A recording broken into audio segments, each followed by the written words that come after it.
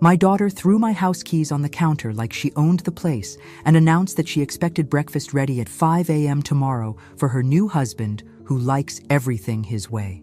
24 hours later, I was setting their alarm for 4 a.m., but the surprise I had planned for their morning coffee was going to give them a wake-up call they'd never forget. Let me tell you how we got to that moment, because what happened next changed everything. Where are you watching from today? Drop your location in the comments below and hit that like and subscribe button. My name is Patricia Whitmore, and at 52, I thought I'd seen every possible way my daughter could disappoint me. Boy, was I wrong about that. It was a Tuesday in late August when Sophia showed up at my Malibu beach house with her brand new husband, Derek, 3 massive suitcases, and an attitude that could have powered the entire Pacific Coast Highway. I was enjoying my morning coffee on the deck, watching the waves roll in, when I heard a car door slam hard enough to wake the dead. Through the glass doors, I could see my 28-year-old daughter marching up the wooden steps with a man I'd never met trailing behind her like a well-dressed shadow. "Mom!" she called out, not bothering to knock before pushing through my front door. "We're here." Here for what exactly?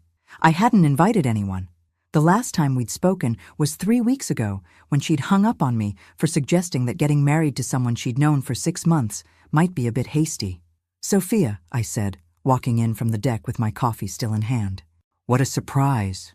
She was already dragging luggage toward the guest staircase, her new husband standing awkwardly by the door like he wasn't sure he was supposed to be there. Smart man, I thought. He shouldn't be. "Derek, this is my mother Patricia. Mom, this is Derek, my husband." She said it with that emphasis people use when they want to make sure you understand they've made a life-changing decision without consulting you. Derek stepped forward with what I had to admit was a charming smile and extended his hand. "Mrs. Whitmore, it's wonderful to finally meet you. Sophia talks about this place constantly." "Does she?" I shook his hand, noting the expensive watch and the custom-tailored shirt. "And what brings you both to my little sanctuary unannounced?" "We're on our honeymoon," Sophia announced, as if that explained everything. "We wanted somewhere peaceful and private. Plus, hotels are so impersonal, don't you think?" I looked around my living room, which was definitely not set up for unexpected house guests. My yoga mat was still rolled out from my morning routine. There were paintbrushes soaking in a coffee mug from yesterday's art session. And my latest romance novel was face down on the couch right where I'd left it. "How long were you thinking of staying?" I asked, though I suspected I wasn't going to like the answer. "Just a few days," Derek said quickly, shooting a look at Sophia that I didn't miss. "Maybe a week," Sophia corrected. "We haven't really decided. That's the beauty of being spontaneous, right, Mom? You always said life was about embracing the unexpected." I had said that, back when she was 16 and afraid to try out for the school play. I hadn't meant it as permission to treat my home like a free hotel 36 years later. "Of course," I said, because what else could I say? "Let me show you to the guest room." As I led them upstairs, I caught Derek looking around with the sort of appreciation that comes from knowing property values. The beach house had been my sanctuary for the past 5 years, ever since my divorce from Sophia's father. It was modest by Malibu standards, but still worth more than most people's retirement funds. "This is beautiful, Mrs. Whitmore," Derek said, genuinely. "You have incredible taste." "Thank you." I opened the guest room door, noting that I'd need to change the sheets and clear out the boxes of Christmas decorations I'd been storing on the bed. I wasn't expecting company, so give me a few minutes to make it habitable. "Don't go to any trouble, Mom," Sophia said, already bouncing on the mattress to test it. "We're just happy to be here." Happy. Right. That afternoon, while they went for a walk on the beach, I prepared the room properly and tried to figure out why this visit felt different from Sophia's usual dramatic entrances into my life. Maybe it was the way Derek had looked at the house, or maybe it was the fact that she'd gotten married without even telling me, but something was definitely off. By dinner time, I had my answer. Derek excused himself to take a phone call, and Sophia helped herself to a glass of my good wine without asking. "Mom, I need to talk to you about something," she said, settling onto my couch like she owned it. "I'm listening. Derek and we're not just here for a romantic getaway." She paused dramatically, swirling her wine. "We're here because we think it might be time for you to consider your living situation." "My living situation?" I kept my voice level, though something cold was beginning to spread through my chest. You're all alone out here. What if something happened? What if you fell or had an emergency? Derek thinks, and I agree, that it might be safer for you to move into something more manageable. You know, closer to town, maybe a nice condo. I stared at my daughter. This woman I'd given birth to, nursed through countless illnesses, supported through her rebellious 20s, and tried to love despite her selfish streak that seemed to grow wider every year. And you thought you'd just show up here and convince me to sell my house. Not sell it exactly. She took another sip of wine, avoiding my eyes. Derek has some experience in real estate investment. He thinks this property could be much better utilized if it was, properly managed. The pieces clicked into place like tumblers in a lock. The unexpected visit, the new husband with the expensive taste, the suggestion that I was too old and frail to live safely in my own home. How thoughtful of Derek to take such an interest in my welfare, I said. Mom, don't be like that. We're trying to help you. Help me what, exactly? Make some smart financial decisions. You could live very comfortably on the proceeds from this place, and Derek could handle all the investment details. It would be like having your own personal financial advisor. For 28 years, I'd watched my daughter's gift for rationalization, but this was impressive even for her. She'd married a stranger and was now sitting in my living room, suggesting I hand over my home to him for proper management. That's incredibly generous, I said. But I'm quite happy with my current living situation. Sophia's smile tightened. Mom, you're not getting any younger. Wouldn't it be better to make these changes while you can still enjoy the benefits? Derek chose that moment to return from his phone call, his charming smile back in place. Sorry about that. Business never stops. You know how it is. Actually, I don't, I said. What business are you in, Derek? Property development, investment consulting. I help people maximize their real estate potential. How convenient. The three of us sat there for a moment, the tension thick enough to spread on toast. Derek seemed to sense that his new wife's subtle approach wasn't working. Mrs. Whitmore, he said, leaning forward with the kind of sincerity that probably worked wonders in board meetings. I hope you don't think we're being presumptuous. Sophia just worries about you. And when she told me about this beautiful property sitting here underutilized. Underutilized? Well, for one person, it seems like a lot of house. I looked around my living room, with its floor-to-ceiling windows facing the ocean, the fireplace I'd spent countless evenings reading beside, the kitchen where I'd taught myself to cook for one, and discovered I actually enjoyed it. You're right, I said finally. It is a lot of house for one person. That's what makes it perfect. The next morning was when Sophia dropped the bomb that would change everything. I was making scrambled eggs for 3 when my daughter delivered the speech that revealed exactly how entitled she'd become in the 4 days since I'd become Mrs. Derek Castellano. Mom, I need to talk to you about expectations, Sophia said, not looking up from her phone while I stood at the stove like hired help. What kind of expectations? Derek was seated at my kitchen counter, reading financial news on his tablet and occasionally making little humming sounds at whatever he was discovering about market trends. He'd been doing that since yesterday, treating my home like his personal office space.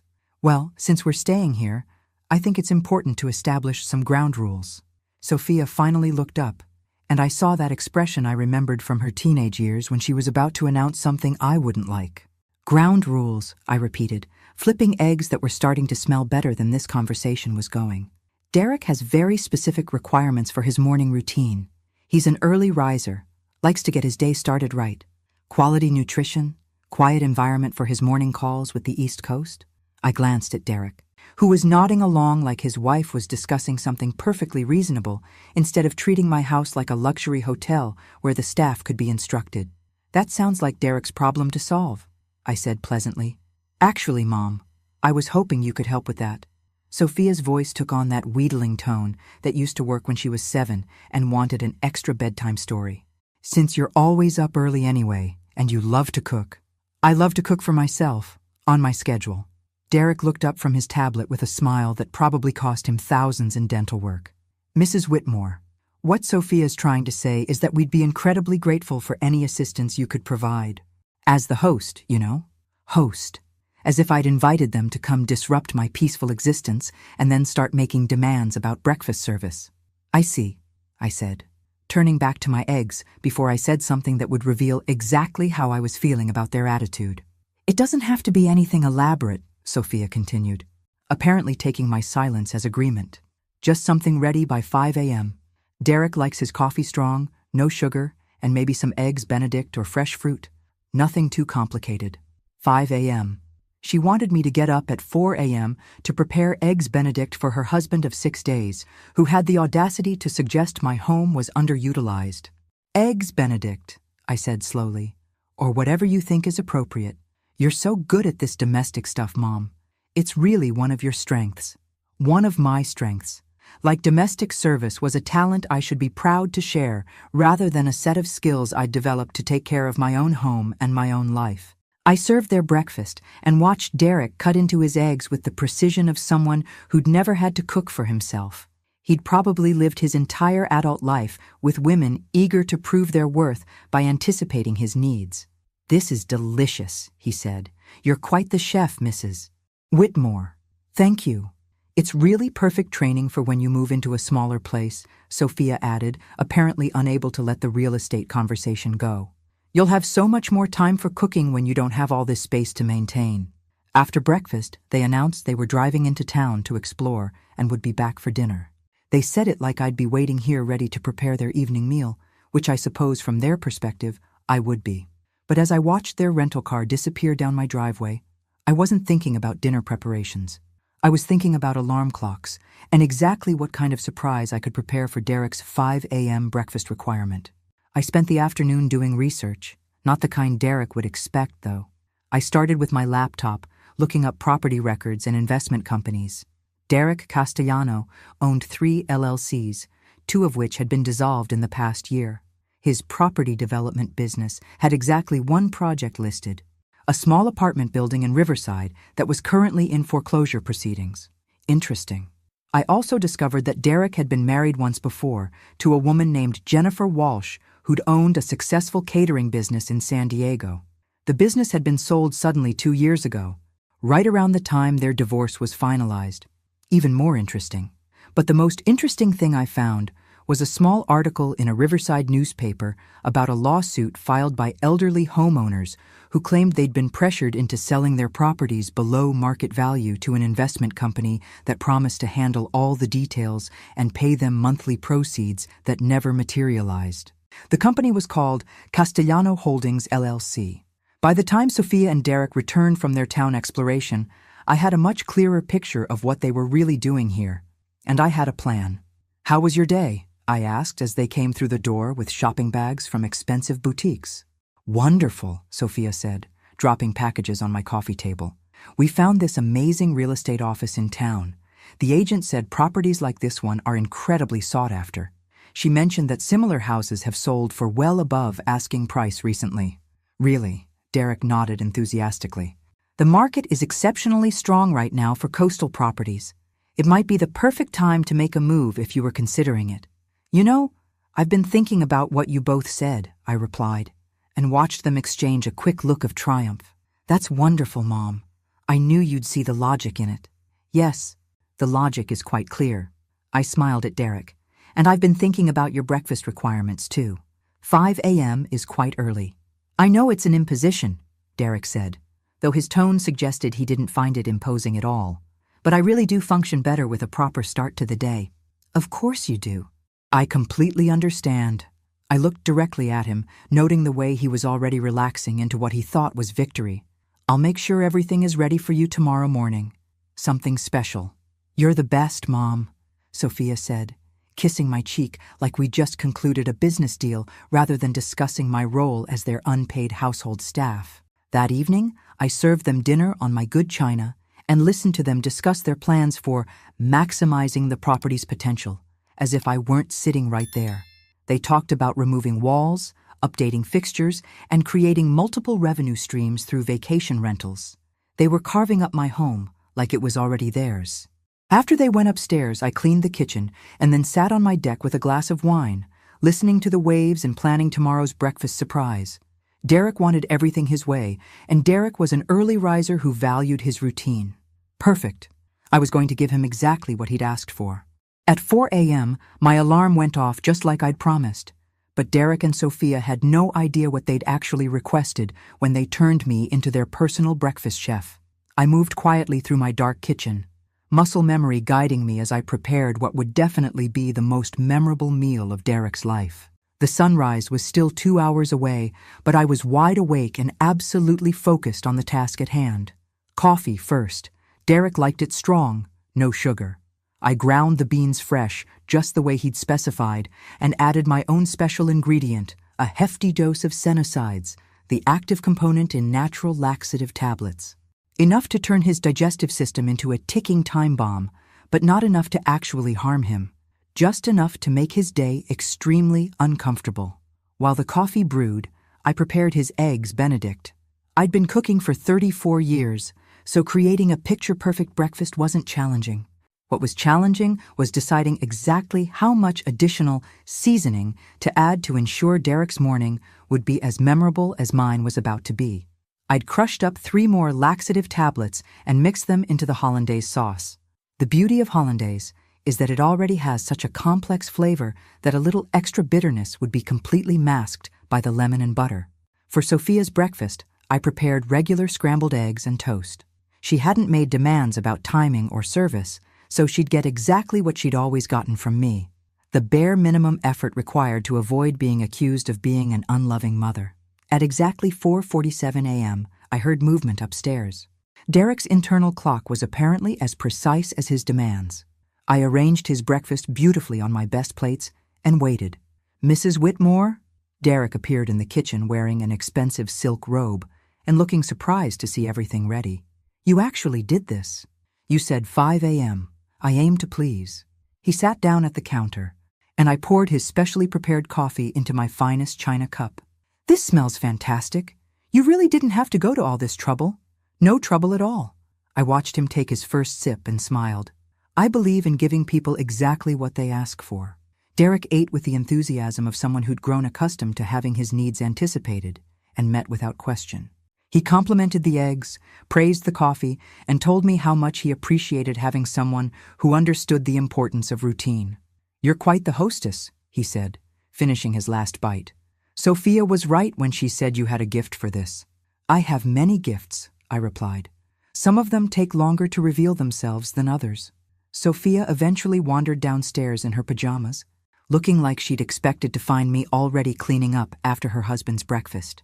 "Oh, good. You actually did it," she said, as if there had been some question about whether I'd follow through on their ridiculous request. "Of course I did it. I always do what I say I'm going to do. This is exactly what I was talking about yesterday," she continued, helping herself to coffee. "You're so good at taking care of people. It's really what makes you happy. Taking care of people, as opposed to having my own life, my own interests, my own schedule. According to my daughter, my highest calling was serving breakfast to her husband at dawn." "I live to serve," I said, and neither of them caught the sarcasm. Derek excused himself to take a shower and get ready for his morning calls. I cleaned up the kitchen while Sophia sat at the counter scrolling through her phone, occasionally making comments about how nice it was to have a proper breakfast ready without having to think about it. "Derek is really impressed with you," she said eventually. "He said you remind him of his grandmother, who always had everything organized and ready." His grandmother. I was 52 years old, and my daughter's husband was comparing me to his deceased grandmother. "How flattering. I think this arrangement could really work out for everyone," Sophia continued. "You get to feel useful and needed, we get to enjoy some quality family time, and Derek gets the kind of environment that helps him be productive. Quality family time, where I provided free meal service while they discussed selling my house. About 45 minutes after breakfast, I heard the first signs that my special recipe was taking effect. Derek's voice drifted down from upstairs, calling Sophia's name with what sounded like urgency. "Sophia, where's the bathroom?" "Upstairs hall, first door on the right," she called back, not looking up from her phone. "I found it, but is there another one?" I continued wiping down counters that were already clean, hiding my smile. "Mom, do you have any stomach medication?" Derek's voice came from the top of the stairs, sounding considerably less confident than it had during breakfast. "In the medicine cabinet," I called back. "Are you feeling unwell?" "Just a little stomach upset. Probably something I ate yesterday." Sophia finally looked concerned. "Derek, are you okay?" "I'm sure it's fine. Just, could you maybe postpone that 9 a.m. call? I might need a few more minutes." Over the next hour, Derek made 6 trips to the bathroom. By the 3rd trip, he was walking much faster. By the 5th, he was practically running. "I don't understand what's wrong with him," Sophia said, pacing around my kitchen. "He never gets sick." "Food poisoning can be very sudden," I said sympathetically. "Maybe something from that restaurant you went to yesterday? But I ate the same things he did, and I feel fine." "Everyone reacts differently to bacteria." Derek appeared in the doorway, pale and sweating. "Sophia, I need you to call Dr. Martinez. Something is seriously wrong. Should I take you to the hospital?" Sophia was starting to panic, which was almost as satisfying as watching Derek's discomfort.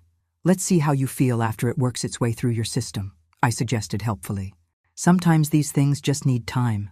Mrs. Whitmore, I hate to ask, but do you have any Pepto-Bismol or Imodium? Anything?" "I'll check." I made a show of looking through my medicine cabinet and returned with a bottle of antacids that would do absolutely nothing for his current problem. This might help. Derek swallowed 4 tablets and retreated upstairs again. For the rest of the morning, the only sounds in my house were his footsteps rushing between the bedroom and bathroom, punctuated by Sophia's concerned questions and his increasingly strained responses. By lunchtime, he was too weak to come downstairs. "Mom, I think we should take him to urgent care," Sophia said. "He's been sick for hours." "If you think that's best," I agreed. "Though sometimes these stomach bugs just have to run their course." "This isn't a stomach bug. This is serious." I looked at my daughter with all the concern I could muster. "You're probably right. Food poisoning can be dangerous if it gets too severe." As they prepared to leave for the medical center, Derek managed to make it downstairs, looking like he'd aged 10 years in the past 4 hours. "Mrs. Whitmore, I'm so sorry about this," he said weakly. "I don't know what happened." "These things are unpredictable," I said. "I do hope you feel better soon." "We might be a while at the doctor," Sophia said, helping Derek to the car. "Don't wait up for us." I watched them drive away, Derek hunched over in the passenger seat like he was afraid to move too suddenly. Then I went back to my kitchen and disposed of the rest of the crushed laxatives I'd hidden in the spice cabinet. Tomorrow morning, Derek would probably be feeling much better. But I doubted he'd be quite so enthusiastic about requesting breakfast at 5 a.m., and this was just the beginning of what I had planned for my unexpected houseguests. Derek spent 3 hours at urgent care only to be told he had a severe case of food poisoning and needed to stay hydrated and rest. When they returned that afternoon, he looked like a man who'd been through a war and lost. "The doctor said it was probably something he ate yesterday," Sophia announced as she helped Derek up the stairs. "He needs to stick to bland foods for the next few days." "How terrible," I said, following them with a pitcher of ice water. "I feel so guilty. What if it was something I served this morning?" "No, Mom. The doctor said the timing doesn't match. Food poisoning from breakfast would have started much sooner." Derek collapsed onto the guest bed like his legs couldn't support him anymore. "Mrs. Whitmore, I'm so sorry about this." "Oh, sorry. I know we've disrupted your routine." "Don't you worry about anything," I said, arranging pillows behind his back. "Your only job is to get better." For the rest of the day, Derek stayed in bed while Sophia played nursemaid, bringing him sips of ginger ale and checking his temperature every hour. I made a simple chicken broth for dinner and served it to him on a tray, playing the concerned hostess to perfection. "You're so kind," Derek said weakly. "I don't know what we would have done if we were staying at a hotel." "That's what family is for," I replied, noting how quickly he'd accepted the family designation when he needed care. That evening, while Derek slept fitfully upstairs, Sophia and I sat on my deck watching the sunset. "I'm worried about him," she said. "He never gets sick. He has this whole health routine, takes supplements, exercises every day." "Sometimes our bodies surprise us," I said. "Stress can lower immunity." "Stress? Well, starting a new marriage, traveling, making big life decisions. That can all take a toll." Sophia looked at me sideways. "What big life decisions?" "Your suggestion about me selling this house, that's a major financial decision. I'm sure Derek feels responsible for helping me make the right choice." Oh, she seemed to consider this. Actually, we were planning to talk to you more about that. Derek has some concrete proposals he wanted to present. I'm sure he does. He really knows what he's talking about, Mom. He's helped other people in similar situations. Similar situations. Like elderly homeowners who needed guidance from a young man with expensive taste and failing businesses. I'd be very interested to hear his proposals, I said. When he's feeling better, of course. The next morning, Derek emerged from the guest room looking significantly improved, but still cautious. He'd apparently spent the night afraid to eat anything substantial, which meant my laxative surprise had done exactly what I'd intended. "How are you feeling?" I asked, as he tentatively sipped the herbal tea I'd prepared. "Much better, thank you. I think the worst is over." "I'm so glad. There's nothing worse than being sick away from home." Derek nodded, then looked around my kitchen with what I was starting to recognize as his appraising expression. "Mrs. Whitmore, I hope we can continue the conversation we started a few days ago about your living situation." "Of course. I've been thinking about what you said." His eyes lit up. "Really? Really? In fact, your illness yesterday made me realize how isolated I am out here. If something serious happened to me, no one would know." Sophia appeared in the doorway, still in her robe. "See, Mom? That's exactly what we've been trying to tell you." "Yes, you've been very persuasive." I poured Derek more tea, watching him carefully for any signs that he was planning to make breakfast demands again. "Derek, you mentioned you had experience helping other people with their property decisions." "Absolutely. It's actually a specialty of mine, helping seniors transition from large properties they can no longer maintain to more appropriate living situations." Seniors. I was 52, and he was talking about me like I was ready for assisted living. "And you handle all the financial details?" "Everything. The property assessment, market analysis, sale negotiations, investment strategy for the proceeds. My clients don't have to worry about any of the complicated aspects." "Your clients," I repeated. "How many people have you helped with this kind of transition?" Derek exchanged a quick glance with Sophia. "Several. In fact, I just completed a successful transition for a lovely elderly woman in Riverside who was struggling to maintain her family home. The lovely elderly woman whose house was now in foreclosure proceedings." "That sounds perfect," I said. "I'd love to hear more details about how the process works." "Well, first, we'd need to do a proper assessment of the property value. Then we'd look at your current financial situation, debts, expenses, that sort of thing. After that, I can present you with several options for maximizing your return on investment." "And you'd handle the sale directly?" "Through my company." "Yes. It's much more efficient than dealing with traditional real estate agents who don't understand the unique needs of senior property owners." I nodded thoughtfully. "It sounds like you've put a lot of thought into this." "I have. I can see how much stress this kind of decision would create for someone in your position. Having professional guidance makes all the difference. Someone in my position, a helpless middle-aged woman who needed a young man to swoop in and solve her problems." "Derek," I said, leaning forward with what I hoped looked like genuine interest, "would it be possible to see some documentation of your previous work? Success stories, client testimonials, that sort of thing?" "Of course. I have a complete portfolio back in Riverside. I could have my assistant email you some examples." "That would be wonderful." For the next hour, Derek laid out his vision for my future. I would sell the house to his investment company for what he called a fair market price, which would be determined by his assessment. The proceeds would be invested in a portfolio he would manage, providing me with monthly income while the principal grew over time. I would move to a small condo in a senior community where I wouldn't have to worry about maintenance or security. Derek would handle all the financial details for a modest management fee. It was a beautiful plan. For Derek. "This all sounds very professional," I said when he finished his presentation. "I'm impressed by how thoroughly you've thought this through." "I believe in being prepared," Derek said. "The real estate market can be volatile, so timing is crucial." "And you think now is the right time?" "Absolutely. The market is strong, interest rates are favorable. And frankly, Mrs. Whitmore, you're at the perfect age to make this transition before you're forced to by circumstances.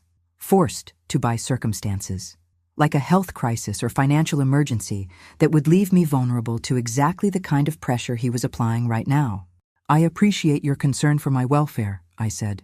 "It's touching to see how much you care about my future security." Derek beamed, apparently convinced that he'd successfully manipulated a lonely middle-aged woman into handing over her most valuable asset. But Derek had no idea that while he was recovering from his mystery illness yesterday, I'd been making some phone calls of my own, to the elderly woman in Riverside whose house he'd helped her sell, to his ex-wife in San Diego, to a very interesting private investigator who specialized in real estate fraud. Derek thought he was closing in on his next victim. What he didn't realize was that I'd been setting a trap, and he was about to walk right into it. "Derek," I said, standing up from the kitchen table, "I think I'm ready to move forward with your proposal." The look of triumph that flashed across Derek's face when I agreed to his proposal was almost worth the week of listening to him treat my house like his personal resort. "That's wonderful news, Mrs. Whitmore," he said, already reaching for his phone. "I can have my team start the assessment process as early as tomorrow." "Actually," I said, raising a hand to stop him, "I'd like to invite some other people to be part of this decision. You know how complicated financial matters can be for someone my age." Derek's smile faltered slightly. "Other people?" "Well, my attorney for one, and my financial advisor. I'm sure you understand. A decision this significant requires proper legal review." Sophia looked confused. "Mom, I didn't know you had a financial advisor." "Oh yes, Harold Manning. He's been managing my investments since the divorce. Very conservative approach, but he's kept me quite comfortable." I smiled at Derek. "I'm sure you two will have a lot to discuss about investment strategies." Derek was nodding, but I could see the wheels turning behind his eyes. The presence of actual financial professionals would complicate his carefully crafted sales pitch. "Of course," he said. "I always recommend that my clients get independent verification of any proposals. It's just good business practice. I knew you'd understand. Oh, and I've also invited Jennifer Walsh to join us." The color drained from Derek's face so quickly I thought he might faint. "Jennifer? Walsh?" "Yes, your ex-wife. Such a sweet woman. We had the most interesting conversation yesterday while you were recovering." Sophia looked back and forth between us. "Derek, you talked to his ex-wife? Why would you do that?" "Just doing my due diligence," I said cheerfully. "When someone is offering to help me manage my financial future, I like to understand their background thoroughly." Derek had gone completely silent, staring at me like I'd just pulled a gun on him. "Jennifer had such fascinating stories about your business practices," I continued, "especially regarding her catering company, the one that was sold so suddenly right before your divorce." "Mrs. Whitmore," Derek said carefully, "I think there may have been some misunderstandings in whatever conversation you had with my ex-wife." "Oh, I don't think so. She was very clear about how you convinced her to put her business up as collateral for some property investments that didn't work out quite as planned." Sophia was looking increasingly alarmed. "Derek, what is she talking about?" "It's complicated, honey. Jennifer and I had some business disagreements during our marriage. She's still bitter about the divorce." "Is she bitter about the bankruptcy too?" I asked. "Or just about losing her life's work to cover your failed real estate ventures?" Derek stood up abruptly, his chair scraping against my kitchen floor. "I think there's been a serious miscommunication here." "I don't think so at all. In fact, I think the communication has been perfectly clear." I looked directly at him. "You've been very transparent about your intentions, Derek. You want to help me sell my house to your investment company, manage the proceeds through your financial services, and move me into a situation where I'm completely dependent on your expertise. That's not how I would characterize it. How would you characterize it?" "I'm trying to help you make a smart financial transition. The same way you helped Eleanor Patterson in Riverside?" This time Derek actually stepped backward. "How do you know about Eleanor?" "Oh, we've become quite friendly. She's very interested in meeting you again, actually. Something about wanting to discuss why her monthly payments stopped coming and why her house is now in foreclosure proceedings." Sophia was staring at her husband with growing horror. "Derek, what the hell is going on?" "Sophia, your mother has been listening to lies from people who don't understand legitimate business practices." "Legitimate business practices," I repeated. "Is that what you call convincing elderly homeowners to sell their properties below market value to your investment company, then failing to provide the promised monthly payments? Those are complicated financial instruments. Sometimes market conditions, sometimes con artists get caught," I interrupted, "and sometimes their new wives discover that they've married a fraud." Derek's mask of charm was completely gone now, replaced by the cold calculation I'd suspected was underneath all along. "You have no idea what you're talking about," he said, "and you have no proof of anything inappropriate. Actually, I have quite a bit of proof. Harold Manning, my financial advisor, is also a forensic accountant. He's been very interested in reviewing the financial records for Castellano Holdings LLC." Derek went completely still. "You don't have access to those records." "No, but the state of California does, especially when multiple complaints have been filed about fraudulent business practices." I walked to my kitchen counter and picked up a manila folder I'd placed there that morning. "Would you like to see the complaint I filed yesterday with the State Attorney General's office?" "You did what?" "Filed a detailed complaint about a pattern of elder fraud targeting homeowners along the coast. I included Eleanor Patterson's documentation, Jennifer's testimony about your business practices, and a fascinating analysis of how your investment schemes actually work." Sophia sank into her chair. "Mom, are you saying Derek is some kind of criminal?" "I'm saying Derek is a con artist who specializes in targeting women he thinks are vulnerable and isolated." I opened the folder and pulled out several documents. Women like his ex-wife, who trusted him with her business. Women like Eleanor Patterson, who thought she was making a smart financial decision. Women like me, who he assumed would be grateful for male guidance and financial protection. Derek was edging toward the kitchen door, but I wasn't finished. "The beautiful part of your plan, Derek, was how you used my own daughter to get close to me. Marry the woman with access to the target, convince her that she's helping her mother, and exploit the family relationship to bypass normal suspicion. Sophia, we need to leave. Now." But Sophia was staring at him with dawning realization. "The quick wedding? You wanted to get married before meeting my mother? You said it was romantic, but you were establishing legal cover." "Sophia, don't listen to her. She's a paranoid old woman who's been—" "I'm 52, Derek. Not old, not paranoid, and definitely not helpless." I stood up, holding the folder. "I'm also not someone who can be intimidated by a failed real estate developer with a pattern of defrauding women." Derek made a break for the door, but I wasn't trying to stop him. I wanted him to run. "The California State Police will be very interested in your travel patterns," I called after him. "Especially since you're now officially under investigation for elder fraud." He turned back for a moment, his handsome face twisted with rage. "You have no idea who you're dealing with." "Actually, Derek, I know exactly who I'm dealing with. The question is whether you know who you tried to con." As Derek rushed upstairs to pack, Sophia remained sitting at my kitchen table, staring at the documents I'd spread in front of her. "Mom," she said quietly, "did I really bring a criminal into your house? You brought someone who saw you as a tool to get access to me and my property. The criminal part was just his method. I thought he loved me. He might have, but he loved the idea of my real estate more. What happens now?" I looked at my daughter, this woman who'd spent the past week treating me like hired help while her husband planned to steal my home. "Now you decide whether you're going to be part of the solution or part of the problem." Upstairs, we could hear Derek slamming drawers and shouting into his phone. He was probably calling a lawyer or maybe warning other potential victims, but it was too late for Derek. The trap had been set, and he'd walked into it completely. The only question now was what Sophia was going to do when she realized her week-old marriage was about to become evidence in a fraud investigation.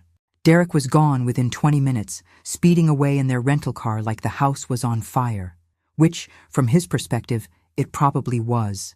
What he left behind was my daughter, sitting at my kitchen table staring at the evidence of her husband's criminal activities, and about 15 missed calls on his phone that he'd abandoned in his panic to escape.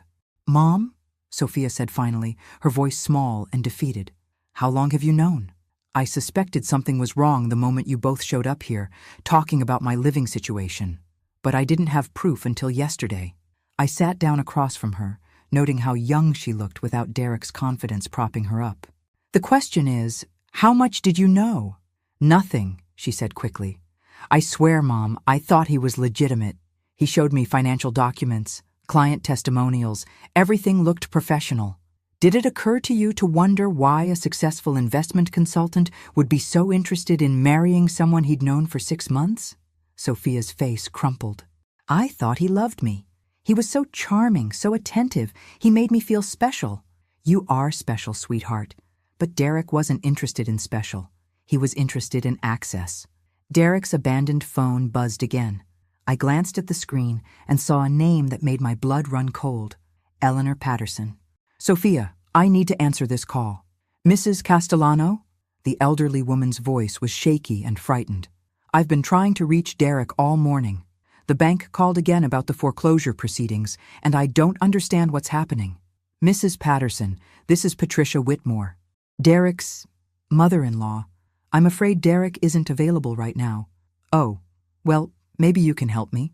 I gave Derek all my legal documents when he bought my house, but now the bank is saying I still owe money on a mortgage that was supposed to be paid off. Derek promised me monthly payments, but they stopped coming 3 months ago." I felt sick listening to her confusion and fear. This woman had trusted Derek with her home and her financial security, and he'd left her facing homelessness. "Mrs. Patterson, I'm going to give you some phone numbers. There are people who can help you, but you need to contact them today." After I finished giving Eleanor the contact information for the State Attorney General's Elder Fraud Division and a nonprofit legal aid organization, I hung up and looked at my daughter. "That's what your husband does, Sophia. He preys on older women who trust him. But I'm not older, and I don't have any assets he could steal."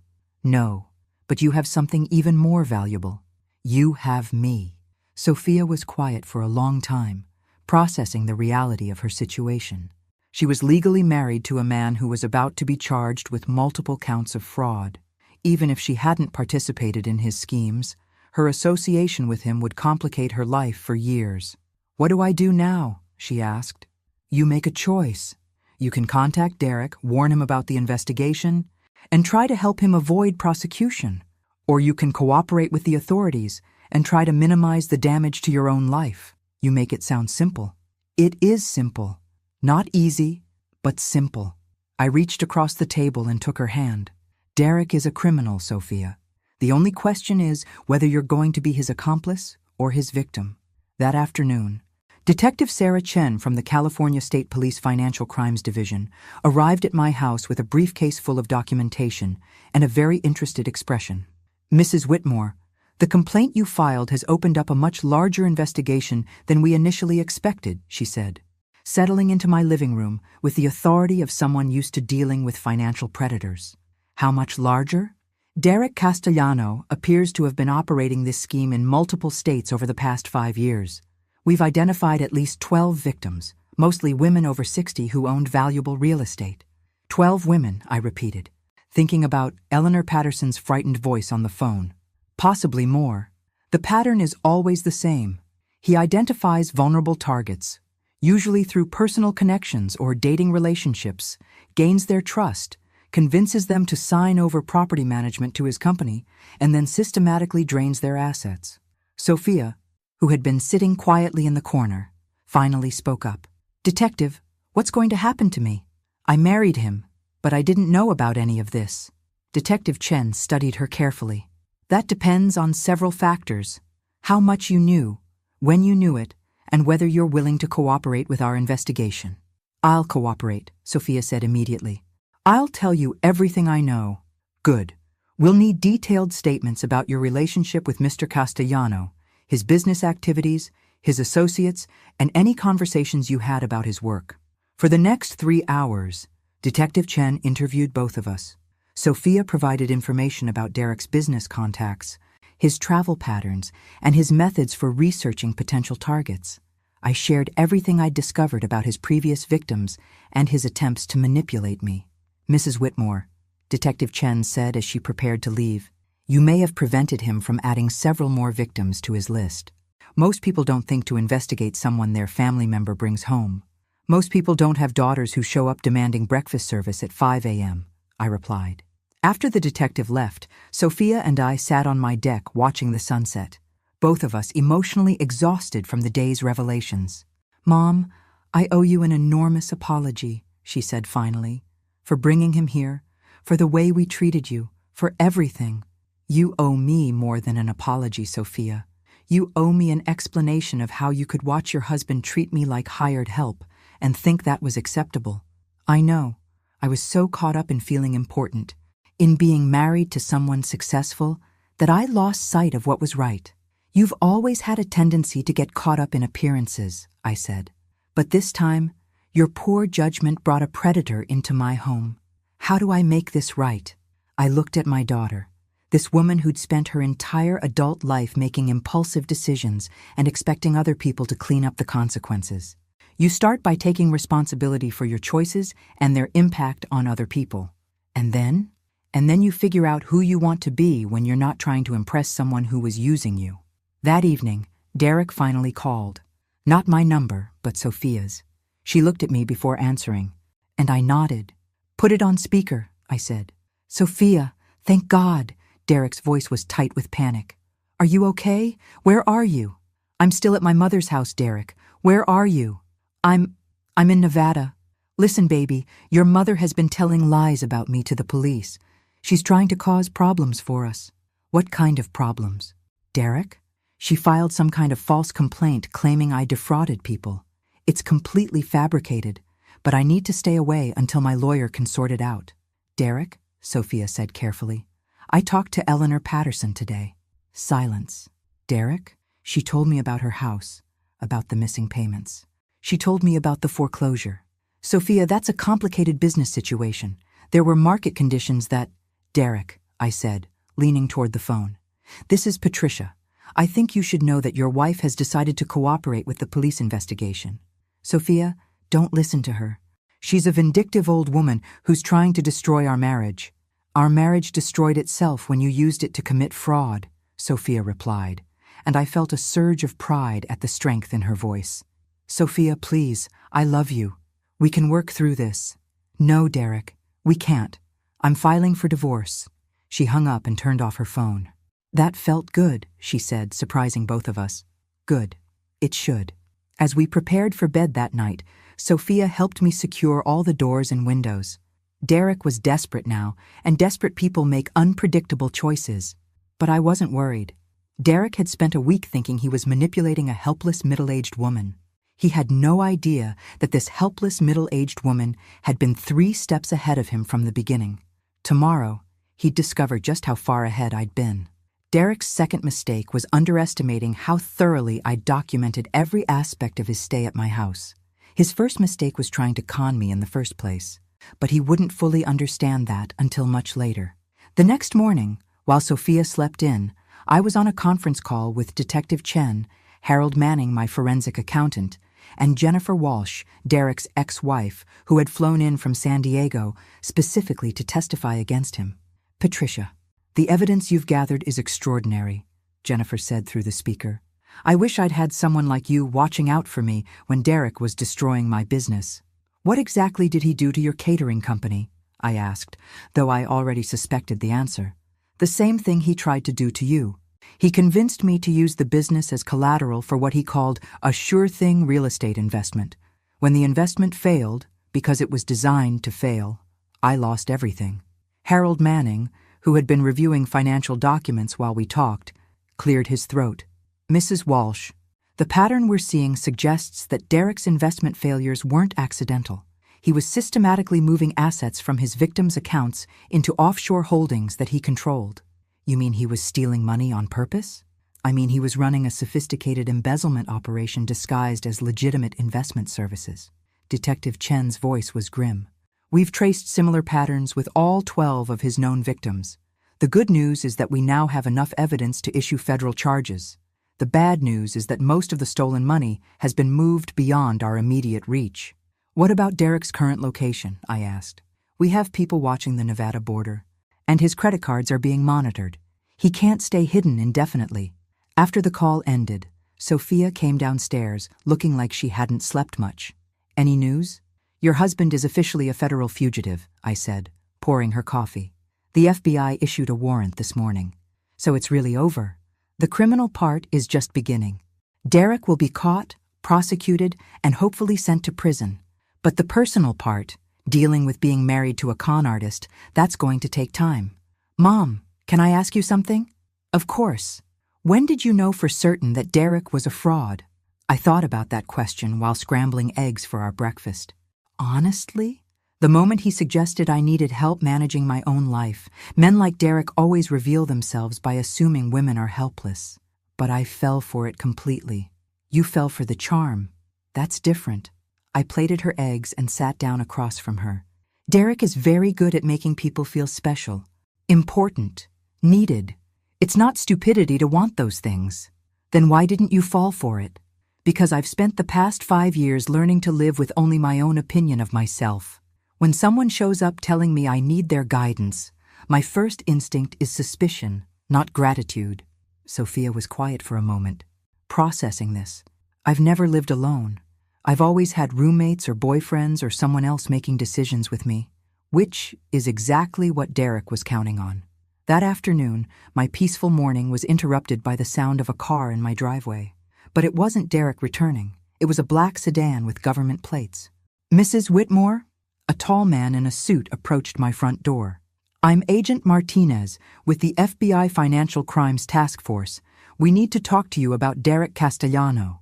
Agent Martinez was accompanied by a woman who introduced herself as Agent Kim, and they both had the serious demeanor of people who dealt with high-stakes financial crimes. "Derek contacted you last night, correct?" Agent Martinez asked, settling into my living room with a digital recorder. "He called my daughter's phone. We have the conversation recorded if you need it." Agent Kim leaned forward. "Actually, we'd like you to consider making another call to him." "What kind of call?" Derek is increasingly desperate. His offshore accounts have been frozen, his known associates are under surveillance, and he's running out of resources. We think he might try to return here to retrieve something he left behind. He left behind a cell phone and some clothes, nothing valuable. "Are you sure?" Agent Martinez pulled out a tablet and showed me a photo. "Does this look familiar?" It was a picture of my guest bedroom, but focused on a corner I hadn't paid much attention to. Behind the decorative plant near the window, something small and metallic was visible. "What is that?" "We believe it's a portable hard drive containing financial records and client information for his entire operation. If we're right, that device contains evidence of crimes in multiple states and possibly internationally." I stared at the photo. Derek had hidden evidence of his fraud ring in my own house. "We need to recover that drive, but if we simply raid your property, Derek will know we found it. We'd prefer to let him come back for it himself. You want to use my house as bait. We want to give Derek an opportunity to incriminate himself further while attempting to destroy evidence." Sophia, who had been listening from the kitchen doorway, stepped forward. "Agents, my mother has already done enough to help with this investigation. Asking her to put herself in danger is unreasonable." "Mrs. Castellano," Agent Kim said, "Derek is facing federal charges that could put him in prison for 20 years. He's desperate enough to do anything to avoid prosecution. Whether we set a trap or not, he may come back here anyway." "But if we set a trap," I said slowly, "you'll be ready for him." "Exactly." I looked at the photo again, thinking about Eleanor Patterson's frightened voice on the phone and Jennifer Walsh's destroyed business. Derek had spent years systematically destroying women's lives for profit. What would I need to do? Agent Martinez outlined their plan. I would call Derek and tell him that Sophia had left, that I was alone and frightened, and that I wanted to make a deal. I would suggest that if he returned quietly to collect his belongings, I would consider not cooperating further with the police investigation. "He'll be suspicious," Agent Kim warned. "Derek is smart, and he knows you've already filed complaints against him." "But he's also arrogant," I replied. "And arrogant men often believe they can talk their way out of situations that would terrify normal people." "There's one more thing," Agent Martinez said. "We'll need you to wear a wire during any conversation with Derek. And you'll need to follow our instructions exactly. No improvisation, no attempts to confront him yourself." I thought about this for a moment. A week ago, I'd been enjoying peaceful mornings on my deck, reading books and painting watercolors. Now federal agents were asking me to help capture a fugitive in my own home. "When do we make the call?" I asked. That evening, with FBI agents positioned around my property and sophisticated recording equipment hidden throughout my house, I dialed Derek's number. "Patricia?" He sounded surprised and wary. "Derek, I'm glad you answered. I need to talk to you. Where's Sophia? She left this morning. She's furious with both of us and doesn't want anything to do with this situation." "What kind of situation?" "The police keep calling me, asking me questions about you, about your business." "Derek, I'm scared. I don't understand what's happening." I could hear the calculation in his silence as he processed this information. "Patricia, I know this is confusing for you, but the police are exaggerating everything because they're under pressure to make arrests. But Eleanor Patterson, the woman whose house... Eleanor Patterson is a confused elderly woman who doesn't understand complex financial instruments. The police are using her confusion to build a case that doesn't exist. Even knowing Derek was lying, I was impressed by his ability to sound completely sincere. Derek, I just want this to end. I don't want to be involved in a court case or a prosecution. I just want my quiet life back. I want that too, Patricia, and I think we can make that happen. How? I need to come back to the house to collect some things I left behind, personal items that belong to me. If I can retrieve those items and leave quietly, this whole misunderstanding can be resolved. When? Tonight. Late, after the police surveillance teams change shifts. Can you make sure all the doors are unlocked? As I hung up the phone, Agent Martinez nodded approvingly. Perfect. He'll be here within 2 hours. And then? And then Derek Castellanos' criminal career comes to an end. But I had the feeling that Derek's visit tonight was going to reveal more than just his desperation to escape justice. Men like Derek always had backup plans, and I suspected we were about to discover what his really was. Derek arrived at 2:47 a.m., and from my position at the upstairs window, I watched him approach my house like a predator returning to familiar hunting grounds. He didn't look like a desperate fugitive. He looked confident, purposeful, like a man who still believed he controlled the situation. The FBI had positioned me in my bedroom with Agent Kim, while Agent Martinez and 2 other agents waited in concealed positions downstairs. My job was simple. Let Derek retrieve what he came for while the agents recorded everything. But watching Derek move through my garden with that predatory confidence, I realized the FBI didn't fully understand who they were dealing with. Derek wasn't just a con artist who'd made some mistakes. He was a career criminal who'd spent years perfecting his methods. He's coming to the front door, Agent Kim whispered into her radio. I heard Derek's key in the lock, the spare key Sophia had given him during their first day here. He'd kept it when he fled, which meant he'd always planned to return. Patricia? Derek's voice drifted up from my living room. Patricia, are you awake? I walked downstairs in my robe and slippers, playing the role of a frightened woman grateful for his return. Derek stood in my kitchen, but something was different about him. The charming smile was gone, replaced by cold calculation. Derek, thank God you're here, I said, noting that Agent Kim was listening from the top of the stairs. I've been so scared. Have you? Derek stepped closer, and I caught a glimpse of something that made my blood run cold. There was a gun tucked into his waistband. Derek, I just want this nightmare to end. So do I, Patricia. So do I. He moved toward the guest room, but stopped suddenly. You know, I've been thinking about our conversation tonight, about how frightened you are, how much you want this to end. Yes? And I realized something. You're not frightened at all, are you? The question hung in the air like a trap about to spring. Of course I'm frightened. The police, the investigation. The police investigation that you started, the detailed complaint that you filed, the forensic accountant that you hired. Derek's voice was perfectly calm, but his eyes were dangerous. Patricia, you've been playing a game since the day I arrived here.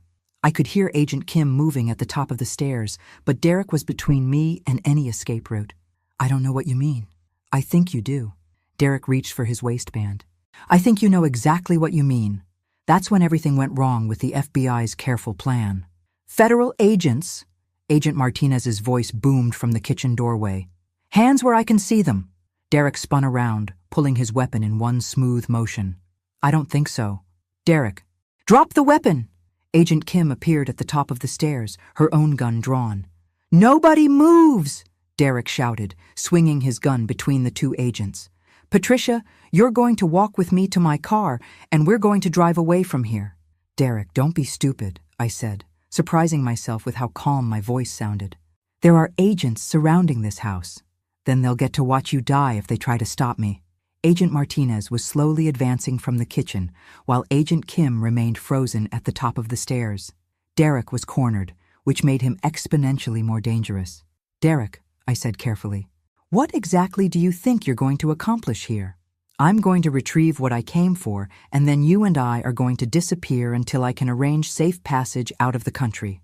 And what did you come for? Derek smiled, and for the first time since I'd met him, the expression was completely genuine. "You really think it was about that hard drive? Wasn't it? The hard drive is worthless. Everything important is stored in offshore servers that the FBI will never access." Derek gestured with his gun toward my living room. "What I came for is worth much more than some financial records." "What?" "You. Patricia. I came back for you." The words hit me like a physical blow. "What are you talking about? Do you have any idea what your testimony is worth to federal prosecutors? You're their star witness, the victim who was smart enough to see through my operation and brave enough to report it." Derek's smile widened. "If something tragic happened to you, their entire case would collapse." Agent Kim spoke from the stairs. "Derek, you're only making this worse for yourself." "Am I? Because from where I'm standing, eliminating their primary witness seems like excellent crisis management." I felt a chill spread through my chest as I realized Derek's real plan. He hadn't come back for evidence or personal belongings. He'd come back to kill me. "The other victims can still testify," I said. "Elderly victims with questionable memories, telling stories about complex financial transactions they never understood." Derek shook his head. "Without your detailed documentation and credible testimony, I could beat those charges in court." "Derek," Agent Martinez called from the kitchen, "you're surrounded. There's no way you're leaving this house alive if you hurt Mrs. Whitmore." "Maybe not, but Mrs. Whitmore definitely isn't leaving this house alive if I don't get exactly what I want." That's when I realized something that changed everything. Derek was right about being cornered, but he was wrong about having control, because while he'd been focused on the FBI agents and his escape plan, he'd forgotten about the one person in this room who'd been 3 steps ahead of him from the beginning. "Derek," I said, stepping slightly closer to him, "you're forgetting something important." "What's that?" "You're not the only person in this room who's been planning ahead." I pressed the panic button that Agent Kim had given me earlier, but instead of triggering a standard alarm, it activated something Derek couldn't possibly have expected. Every light in my house went out simultaneously, plunging us into complete darkness. But more importantly, the electromagnetic pulse generator that Harold Manning had hidden in my basement activated, disabling every electronic device within a 50-foot radius, including Derek's gun, which contained an electronic safety mechanism. In the chaos of complete darkness and Derek's confused shouts, I heard Agent Martinez moving toward us. Derek fired twice, but the electronic firing mechanism failed both times. "What the hell?" Derek's voice was panicked now. "Surprise, Derek," I said from somewhere in the darkness. "Turns out this helpless middle-aged woman had a few more tricks than you expected." The lights came back on 30 seconds later, revealing Derek on the ground, with Agent Martinez kneeling on his back while Agent Kim secured his weapon. "That was not part of the plan," Agent Kim said, looking at me with a mixture of admiration and exasperation. "No," I agreed, "but it worked." As they led Derek away in handcuffs, he turned back to look at me one more time. "This isn't over, Patricia." "Yes, Derek, it really is." But as I watched the FBI car disappear down my driveway, I couldn't shake the feeling that Derek was right about one thing. This wasn't over. It was just beginning. 3 days after Derek's arrest, I discovered that catching a federal fugitive in my living room was actually the easy part.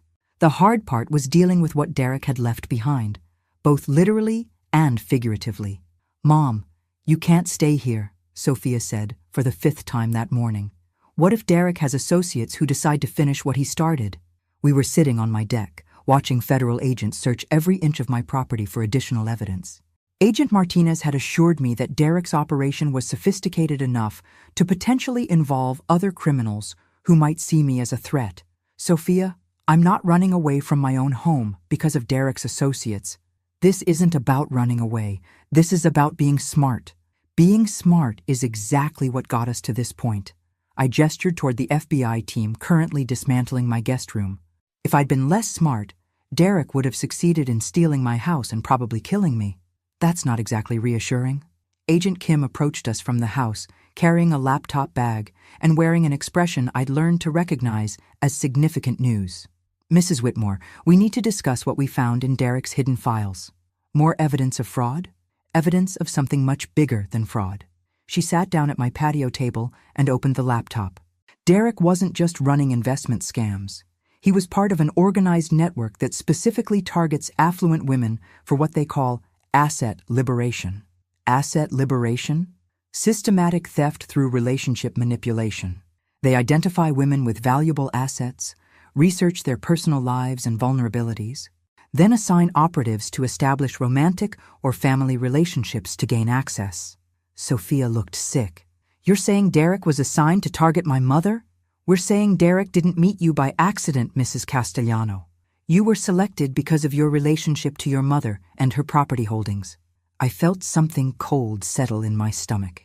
How long have they been watching me? According to these files, your property was identified as a target 18 months ago. Derek spent 6 months researching your family relationships before approaching your daughter. Sophia was staring at Agent Kim with growing horror. Everything about our relationship was planned? The coffee shop where you met, the activities you enjoyed together, even his interest in your hobbies.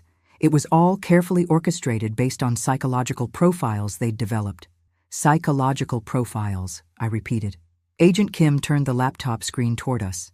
They have detailed assessments of your personality, your financial habits, your relationship with your daughter, even your daily routine.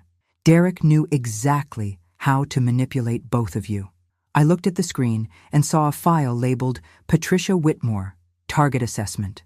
Below it were sub-files: financial assets, psychological vulnerabilities, social connections, and something called elimination protocols. What are elimination protocols? I asked, though I suspected I didn't want to know. Contingency plans for what to do if a target becomes problematic. In your case, they had 3 options: discreditation, incapacitation, or termination. Termination, Sophia whispered. They were planning to kill her? Only if the other methods failed. But Mrs. Whitmore's resistance to Derek's initial approach triggered their escalation procedures. I thought about Derek standing in my kitchen with a gun, calmly explaining that eliminating me would collapse the federal case against him. It hadn't been a desperate decision. It had been a calculated business strategy. Agent Kim, how many other women are currently being targeted by this network? Based on what we've found so far, at least 30 active operations across 12 states. 30 women who don't know they're being systematically manipulated by professional criminals. Exactly. I stood up and walked to my deck railing, looking out at the ocean that had been my sanctuary for 5 years. The waves were exactly the same as they'd been yesterday, but everything else felt different now. What happens next? I asked. Derek has agreed to cooperate with our investigation in exchange for a reduced sentence. He's providing information about the network's operations, leadership structure, and other targets. And the other women? We're working to identify and protect them. But Mrs. Whitmore, your case is crucial to our prosecution strategy. You're the only target who recognized the scam and documented it thoroughly enough to build a federal case. Which means you'll need to testify in multiple trials, potentially over the next 2 years, and you'll need to remain available and protected during that entire period. Sophia stood up abruptly. 2 years? Mom, you can't live under federal protection for 2 years. Actually, Agent Kim said, we have a proposal that might interest both of you. She explained that the FBI was developing a task force specifically to combat romance and family relationship fraud targeting older adults. They needed someone with my experience and analytical skills to help identify other operations and train agents to recognize the warning signs. You want me to become a federal consultant? We want you to help us stop other women from going through what you experienced and what Eleanor Patterson and Jennifer Walsh experienced. I thought about Eleanor's frightened voice on the phone, about Jennifer's destroyed business, about the 30 women currently being manipulated by criminals who'd studied their psychological vulnerabilities. What would that involve? Training sessions with agents and victims, reviewing case files to identify patterns, and occasionally serving as an undercover consultant when we encounter sophisticated operations. Undercover? Women like yourself, who've survived these attacks, are uniquely qualified to help other targets recognize the warning signs. Sometimes the best way to break up an operation is to have someone with your experience approach the target directly. Sophia was shaking her head. Mom, this sounds incredibly dangerous. More dangerous than pretending these networks don't exist? I looked at her. Sophia, Derek fooled you completely. He fooled Jennifer Walsh, he fooled Eleanor Patterson, and at least 12 other women. But he didn't fool me, because you were suspicious of him from the beginning. Because I'd learned to trust my own judgment over other people's charm. I turned back to Agent Kim. What kind of protection would be provided for these undercover operations? Full surveillance, backup teams, and extraction protocols. You'd never be in actual danger. Just like Derek's arrest was supposed to be completely safe, Agent Kim had the grace to look embarrassed. That operation had complications we didn't anticipate, but we've learned from those mistakes. I spent the rest of the afternoon thinking about Agent Kim's proposal. The idea of helping other women avoid Derek's type of manipulation was appealing, but the reality of putting myself in potentially dangerous situations was sobering. That evening, while Sophia made dinner, I called Jennifer Walsh. "Patricia, how are you holding up after everything that happened?" "I'm okay, Jennifer, but I wanted to ask you something. If you'd had someone to warn you about Derek's methods before he destroyed your business, would that have made a difference?" "Absolutely. If I'd known what to look for. I never would have trusted him with my company, even if that someone had to put themselves at risk to reach you." Jennifer was quiet for a moment. "Are you thinking about working with the FBI?" "I'm thinking about making sure Derek's network doesn't destroy any more lives." "Then I think you should do it. And I think you should know that I'm planning to do it too." After I hung up, I found Sophia sitting on the deck with 2 glasses of wine. "Mom, I need to tell you something," she said as I joined her. "I've been thinking about everything that's happened, about how Derek manipulated both of us, about how I let him treat you." "Sophia, let me finish. I've spent my whole adult life looking for someone else to make me feel important, valuable, worth something. Derek was just the latest in a long line of people I thought would complete me. And now? Now I think maybe I need to learn how to complete myself first." She took a sip of wine. "I want to help with this FBI task force thing." "Sophia, you don't have the experience." "I have different experience. I know what it feels like to be manipulated by someone like Derek. I know how they make you feel special and important while they're actually using you." She looked at me directly. "Maybe there are other women out there who need to hear from someone who fell for it completely before they learned to see through it." As I sat there watching the sunset with my daughter, I realized that Derek's biggest mistake hadn't been underestimating me. It had been bringing us together in a way that forced us both to become stronger than we'd ever been apart. Tomorrow, I would call Agent Kim and accept her proposal. But tonight, I was just going to enjoy the fact that my daughter had finally figured out the difference between being used and being valued. Derek's network had no idea what was coming for them. 6 months later, I was sitting in a coffee shop in Portland, Oregon, pretending to read a romance novel while watching a woman named Carol Peterson unknowingly have lunch with the man who was planning to steal her house. His name was Marcus Webb, and according to FBI intelligence, he was Derek's former partner and the current operational leader of what the task force had dubbed the Heartbreak Network. Carol was a 58-year-old widow who'd inherited a successful bed and breakfast from her late husband, and Marcus had been courting her for 3 months. "Patricia, can you see the subject clearly?"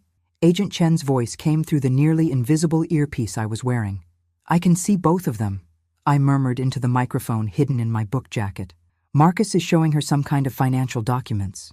That's the property management proposal. He's about to suggest that she needs professional help running her business." I watched Marcus lean forward with the same practiced sincerity I'd seen Derek use in my kitchen. Carol was nodding, clearly flattered by his attention and concern for her welfare. "Patricia, we need you to make contact now. Need you to..." "Carol's about to sign preliminary documents." I closed my book and walked to their table, channeling every ounce of confused elderly woman I could manage. "Excuse me," I said to Carol. "Aren't you Carol Peterson? We met at the grief support group in Salem?" Carol looked up, clearly confused. "I'm sorry. I don't think we've met." "Oh my goodness. You look so much like a woman I met who was dealing with the same situation I went through." I glanced at Marcus, who was studying me with interest. A charming man convinced her to let him manage her late husband's business assets, and it turned out he was stealing everything. "I'm sorry," Marcus said smoothly, "but we're having a private business meeting." Of course.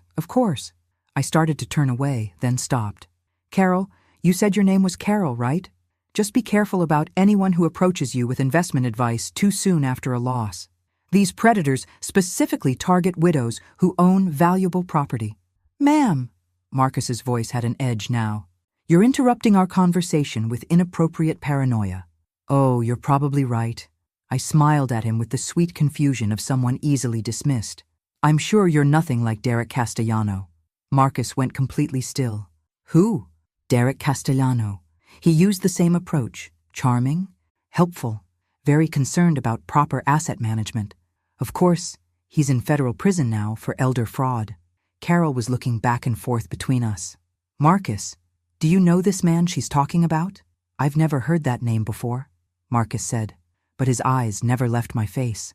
Oh, well, you probably wouldn't have. It was quite a scandal, though. He was part of some criminal network that targeted women with valuable real estate. They'd research your property, your family situation, your psychological profile, then send someone to manipulate you into signing over control of your assets. That sounds terrible, Carol said, and I could hear the first note of doubt in her voice. It was. Poor Eleanor Patterson lost her entire family home, and Jennifer Walsh lost her business. I looked directly at Marcus, though I suppose you'd know more about Jennifer Walsh than I would. Marcus stood up abruptly. Carol, we should continue this conversation elsewhere. Actually, I said, sitting down in his vacant chair, I think Carol should hear about the investigation before she signs anything. What investigation? Carol asked.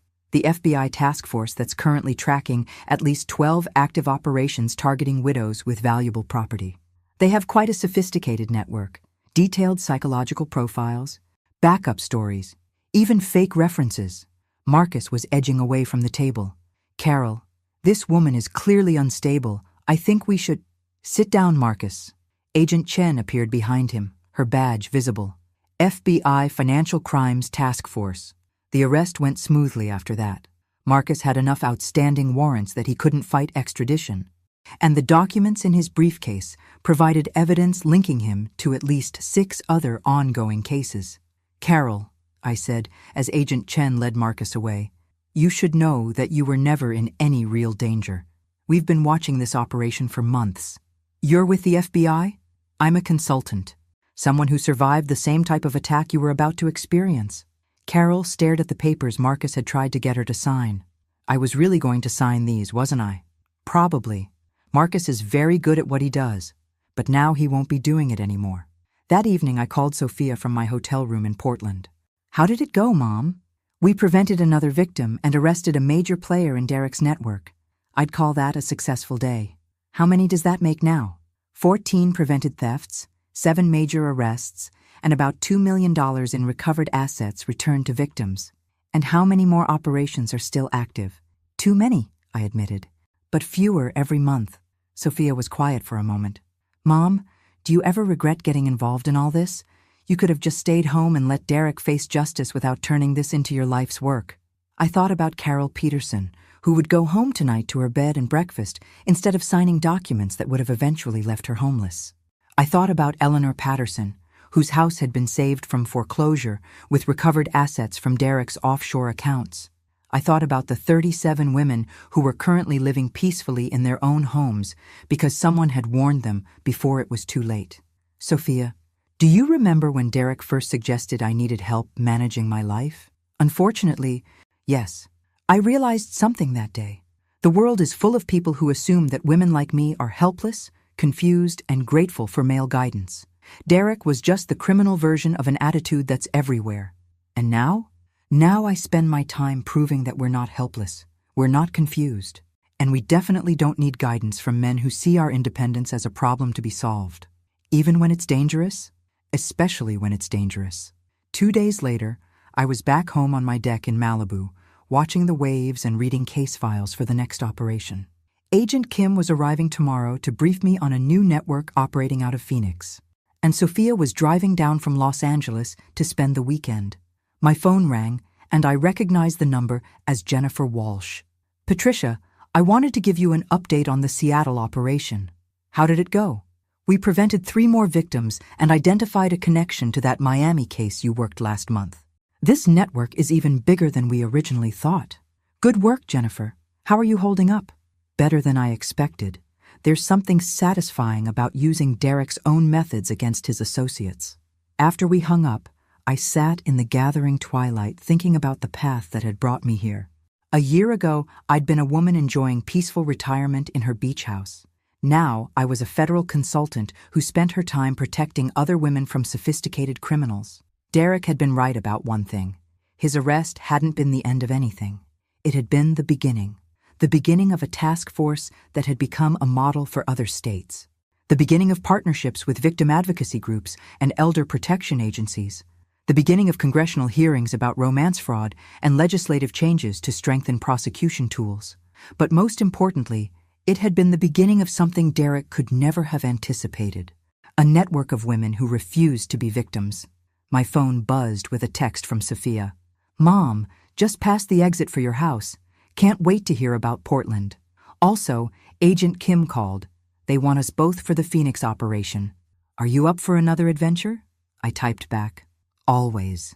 As I prepared for bed that night in my house, my safe, secure, protected house that no one would ever take from me, I thought about Derek in his federal prison cell. He'd spent his career assuming that women like me were easy targets, isolated and vulnerable. He'd been wrong about the isolated part, too. Tomorrow, Sophia and I would start planning how to dismantle another criminal network. Next week, Jennifer Walsh and I would testify at a congressional hearing about romance fraud. Next month, I'd train a new group of FBI agents to recognize the psychological manipulation tactics used by relationship predators. Derek had tried to steal my home. Instead, he'd given me a purpose that was bigger than any house, more valuable than any bank account, and more satisfying than any peaceful retirement could have been. Sometimes the best revenge isn't getting even. Sometimes it's becoming exactly what your enemies never expected you to become. And what Derek had never expected was that this helpless, middle-aged woman would become the kind of person who made sure that criminals like him never succeeded again. Thanks for listening. Don't forget to subscribe and feel free to share your story in the comments. Your voice matters.